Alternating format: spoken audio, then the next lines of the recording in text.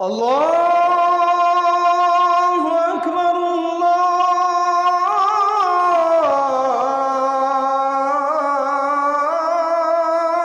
আকবার। প্রথম কথা হলো যে এটা সঠিক কথা না। যদি কোনো বক্তা বলেও থাকেন যে মানুষ মারা যাওয়ার পরে তার ভাই বোনের সাথে দেখা আর কোনোদিন হবে না, এটা সঠিক কথা না। কারণ কোরআন হাদিসে কোথাও এরকম কোনো কথা বলা হয়নি যে মানুষের মৃত্যুর পর আর প্রিয়জনের সাথে কখনো দেখা হবে না, বরং এর উল্টাটা আছে। আল্লাহ রাব্বুল আলামিন কোরআনে হাকিমের মধ্যে ইরশাদ করেছেন, যে ব্যক্তি ঈমান এনেছে এবং ওয়াত্তাবাআতহুম যুররিয়াতুহুম, তার পরবর্তী বংশধর যাদেরকে সে রেখে গেছে পৃথিবীতে, তারা যদি তার অনুসরণ করে, অর্থাৎ তার ঈমান আমলের অনুসরণ করে, তাহলে আল্লাহ তাআলা বলেছেন যে তাদেরকে তাদের সাথে আল্লাহ তাআলা ইলহাক করে দিবেন, সংযুক্ত করে দিবেন। অতএব এই আয়াত বরং পরিষ্কার বলছে যে কোনো মানুষের মৃত্যুর পর তার আত্মীয় স্বজন বা যাদেরকে তিনি রেখে মৃত্যুবরণ করলেন, সে মানুষগুলো প্রিয়জনরা যদি তার আদর্শ অনুসরণ করে, অর্থাৎ ঈমান আমলের চর্চার মধ্যে থাকে, তাহলে তাদের সাথে কিয়ামতে বা আখিরাতে আল্লাহ রাব্বুল আলামিন তাদের সাথে সাক্ষাৎ এবং একসাথে থাকার সুযোগ আল্লাহ তাআলা দান করবেন। এটা এখান থেকে পরিষ্কারভাবে বোঝা যায়। আর এর পাশাপাশি নবী সাল্লাল্লাহু আলাইহি ওয়াসাল্লাম আরেকটা হাদিস আছে, আলমার ও মাআমান আহাব, অর্থাৎ মানুষ যাকে ভালোবাসে তার সঙ্গে সে থাকবে। সেটার একটা অর্থ হতে পারে যে একজন মানুষ যখন জাহান্নামী কোনো মানুষকে ভালোবাসবে, আপনি কার ফ্যান, কার ফলোয়ার, কাকে ভালোবাসেন, কাকে অনুসরণ করেন, এটার উপর নির্ভর করে আপনার গন্তব্য। একজন মানুষ যখন কোনো খারাপ মানুষ অনুসরণ করে, তখন তার সাথে কিয়ামত হবে, তার সাথে তার হাসর হবে, সে তার পরিণতি ভোগ করবে।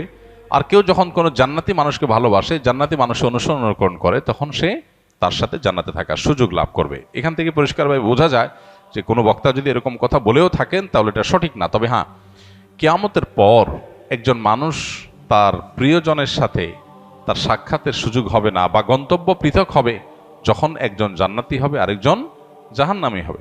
এখন প্রশ্ন হলো যে আমার ভাই, আমার মা, আমার বাবা, আমার সন্তান কেউ যদি বেঈমান হয় আর সে যদি জাহান্নামী হয়, আর আমি যদি জান্নাতি হই, তো জান্নাতে তো আমার সুখ হবে না, আমার তো মনে কষ্ট থাকবে যে আমার প্রিয়জন জাহান্নামে। তো জান্নাতে তো কারোর কোনো কষ্ট থাকার কথা না। জান্নাত আজা কে আজারে নাবাসত কাছে রাবা কাছে কারে নাবাসত, ফার্সিতে একটা কবিতা আছে, জান্নাত সেই জায়গা যেখানে কোনো কষ্ট থাকবে না। তো আমার যদি আমার প্রিয়জন যদি জাহান্নামে যায়, আমি যতই জান্নাতে যাই, আমি তো সুখ পাবো না। তাহলে আল্লাহ তাআলা আমাকে কিভাবে সুখী করবেন? উত্তর হলো, আল্লাহ রাব্বুল আলামিন আমাদেরকে জান্নাতে যখন নেবেন, বা আখিরাতের মারহালা বা স্তরগুলো যখন, লেয়ারগুলো যখন আমরা পার হব, আমরা দুনিয়ার মতো করে সেগুলোকে চিন্তা করি সাধারণত। এখানে যেরকম আমরা একে অন্যকে ফিল করি, মিস করি, আল্লাহ তাআলা সেখানকার পরিবেশ পরিস্থিতি, আমাদের মানসিক অবস্থা, সব কিছুকে আখিরাতের জন্য অনুকূল করে দিবেন। আপনার প্রোফাইল থেকে যদি আল্লাহ তাআলা তাদেরকে ডিলিট করে দেন, আপনার মেমোরি থেকে আল্লাহ তাআলা তাদের দূর করে দেন, যে আপনার আত্মীয়স্বজনের মধ্যে যারা জাহান্নামে গেছে, তাহলে আপনি কি তাদের কষ্ট অনুভব করবেন? আপনার অন্য সব কিছু ঠিক আছে, শুধু ওইটুকু আল্লাহর মেমোরি থেকে আপনার ডিলিট করে দিয়েছেন, তাহলে আপনি কিভাবে কষ্ট পাবেন? আজকাল অনেক কিছু বোঝা আমাদের জন্য সহজ হয়ে গেছে। দেখুন, যখন তথ্য প্রযুক্তি, জ্ঞান বিজ্ঞানের এই প্রসার ঘটে নাই, তখন কোরআন এবং হাদিসের এই আয়াতগুলো, এই নির্দেশগুলো, এগুলো বোঝাটা অনেক কঠিন ছিল। কিন্তু সাহাবা একরাম অকপটে বিশ্বাস করেছেন, তাদের বিবেক বুদ্ধিতে ধরুক বা না ধরুক। আজকে আমরা দেখতে পাচ্ছি দারুণ লজিক সেখানে আছে, যথেষ্ট যৌক্তিক গ্রাউন্ড আছে। আজকে 2025-এর পৃথিবীতে আল্লাহর দ্বীনের অনেক বিষয়, কোরআন এবং হাদিসের অনেক বিষয়, আখিরাতের অনেক বিষয় হয়তো আমরা বুঝে আসছে না।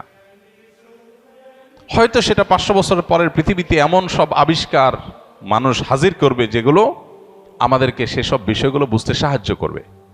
তো যে ব্যক্তি নিজের বিবেক বুদ্ধি এবং সমকালীন লজিকের ভিত্তিতে দ্বীনকে বুঝতে চায়, সে গোমরাহ হবে। এটা তার গোমরাহির আলামত। দ্বীনকে বোঝার জন্য কোনো লজিকের আশ্রয় নেওয়া, এটা কোনো বুদ্ধিমত্তার পরিচয় নয়। আমি আল্লাহর কাছে নিজেকে সারেন্ডার করব, কারণ আল্লাহ আমার সৃষ্টিকর্তা। আমি যদি আল্লাহর সব কথার লজিক ধরে ফেলতে পারি, তাহলে আল্লাহ কিসের আল্লাহ হলেন? নাউজুবিল্লাহ। আল্লামা ইকবাল বলেছিলেন, জু সমঝ মে আ গেই ও ফির খোদা কিউ কর হুয়া। যাকে আপনি বুঝে ফেলেছেন, রপ্ত করে ফেলেছেন, তার সমস্ত নির্দেশের যৌক্তিকতা, যথার্থতা, তার নিষিদ্ধের যৌক্তিকতা, যথার্থতা যদি আপনি ধরেই ফেলেন, তাহলে তিনি আর আল্লাহ হলেন কি?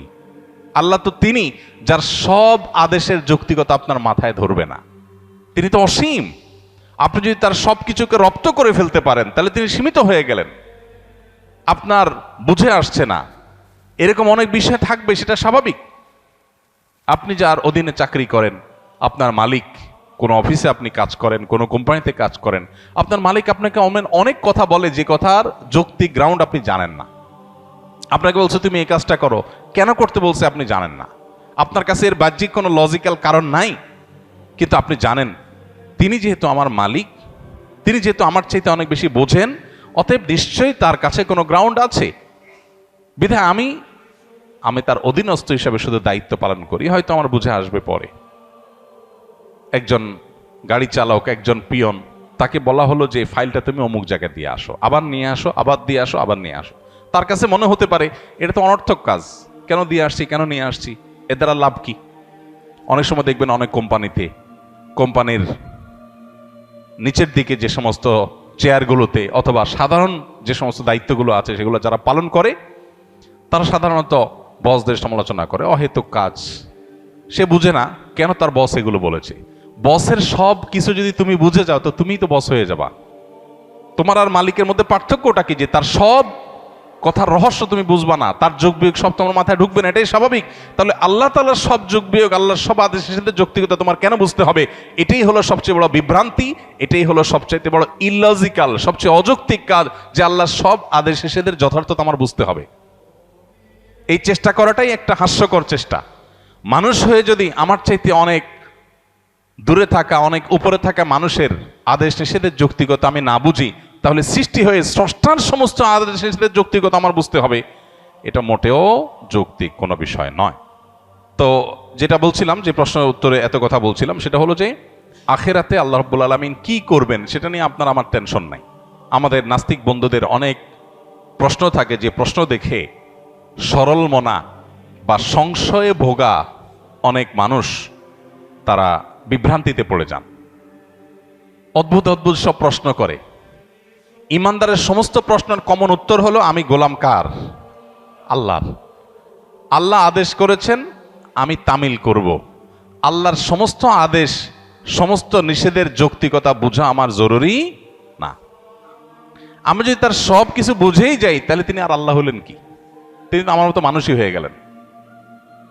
আল্লাহ তো সে অসীম সত্তা, যার আদেশ নিষেধকে আমার সীমিত বিবেক দিয়ে সবকিছু বুঝবো না, এটাই তো স্বাভাবিক। অতএব আখেরাতে কিয়ামতের দিন আল্লাহ তাআলা কিভাবে, আমার আত্মীয় স্বজন কেউ যদি জাহান্নামী হয়, আমি যদি জান্নাতি হই, তো আল্লাহ আমাকে কিভাবে সুখ দিবেন, এটা নিয়ে আমার টেনশন নাই। সুখ কিভাবে দিবেন এটা আল্লাহর কাজ, আমার টেনশন না করলেও চলবে। অদ্ভুত অদ্ভুত প্রশ্ন অনেকে করে। প্রশ্ন করে, ভাই, একজন মানুষ কিয়ামতের মহাপ্রলয়ের 500 বছর আগে মারা গেছে, 500 বছর ধরে সে জাহান্নামী হওয়ার কারণে কবরের আযাব সত্য। আহলে সুন্নাত ওয়াল জামাতের আকীদা হলো আযাবুল কবরি ওয়া নাঈমুহু হাক্কুন। কবরে আযাব হবে খারাপ মানুষদের, আবার ভালো মানুষ হলে তার কবরে শান্তিরও ব্যবস্থা হবে। তার লাশ মাটির সাথে মিশে পচে গলে যেতে পারে আপাত দৃষ্টিতে, কিন্তু ওই তার ধ্বংসাবশেষ, তার যে মূল উপাদান, সেটাকে আল্লাহ তাআলা শান্তি দিবেন।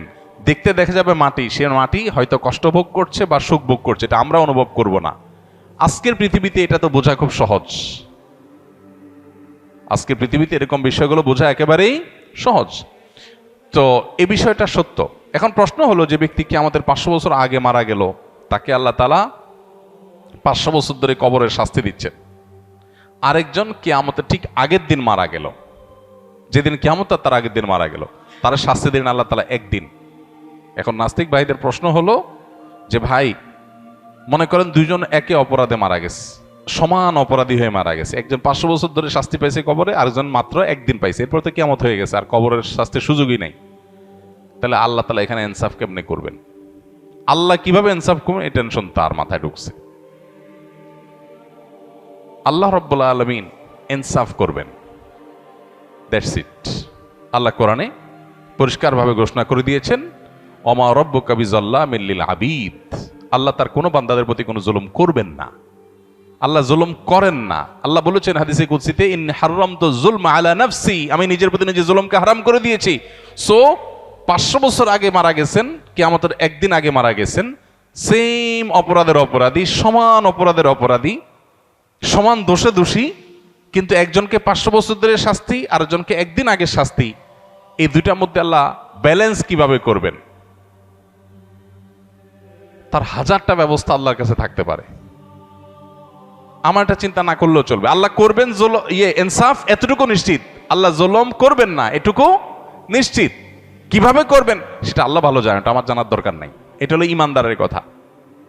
তারপরেও বুঝার জন্য ইব্রাহিম আলাইহিস সালাম যেরকম বলেছেন, আল্লাহ কিভাবে আপনি আবার প্রাণীগুলোকে একত্র করবেন, জীবিত করবেন, আমাকে একটু দেখান। আল্লাহ বলেছেন, আওয়ালাম তো মিন, তোমার কি ইমান নাই, ইমান আসে না, বিশ্বাস হয় না?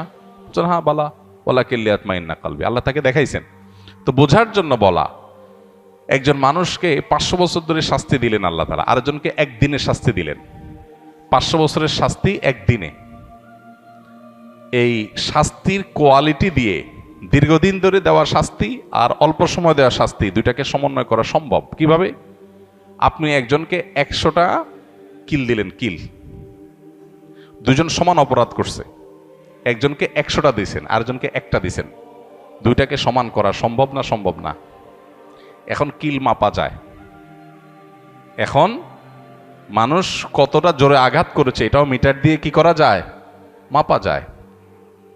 আপনি একজনকে ছোট ছোট করে 100টা কিল দিলেন, যে পরিমাণ কষ্ট পাবে, আরেকজনকে একটা বড় করে একটা দিলেন, সমান করা সম্ভব কি সম্ভব না? হ্যাঁ, 1000 কিল আর একটা কিল সমান করা সম্ভব কি সম্ভব না? হাতুড়ি দিয়ে এমন ভাবে জোরে দিলেন যেটা একদম নাই হয়ে গেল দুনিয়ার থেকে। আরেকজনকে 10,000 কিল দিলেন। তো এই দুইটার মধ্যে যদি ব্যালেন্স করা সম্ভব হয়, তাহলে 500 বছর আগে মারা যাওয়া মানুষ আর কিয়ামতের একদিন আগে মারা যাওয়া মানুষের শাস্তির মধ্যে ব্যালেন্স করা কেন অসম্ভব হবে? মানুষ সবকিছু নিজের মতো করে ভাবে, এজন্য সে ভুল করে। আমি মানুষ, আমার সীমিত শক্তি সামর্থ্য দিয়ে আমি ভাবি, আল্লাহ তাআলা অসীম, অতএব তার দ্বারা অসম্ভব বলতে কিছুই নাই। কিয়ামতের ময়দানের আল্লাহ রাব্বুল আলামিন জান্নাতে আত্মীয় স্বজনকে যেরকম মিলিত করাবেন, আবার জাহান্নামে আত্মীয় স্বজনের রাস্তা ভিন্ন হয়ে যাবে, কিন্তু ভিন্ন হওয়ার কারণে জান্নাতের কোনো কষ্ট হবে না। সে ব্যবস্থা আল্লাহ করবেন। কিভাবে করবেন আল্লাহ জানেন, কিভাবে করবেন আল্লাহ জানেন। এক লোক প্রশ্ন করেছে, ভাই আমার তো বিড়ি খাওয়ার অভ্যাস আছে, আল্লাহ তো জান্নাতে যা চাইবেন তাই দিবে, তো আমি জান্নাতে বিড়ি খাওয়া ছাড়া তো আমার ভালো লাগবে না। যদি আল্লাহ আমারে জান্নাত দেন, যদি আল্লাহ আমাকে জান্নাত দেন, হতে পারে না যে অনেক গুনাহ করার পর আল্লাহ মাফ করে জান্নাত দিয়ে দিয়েছেন, হতে পারে, ইমানদার হলেই হলো।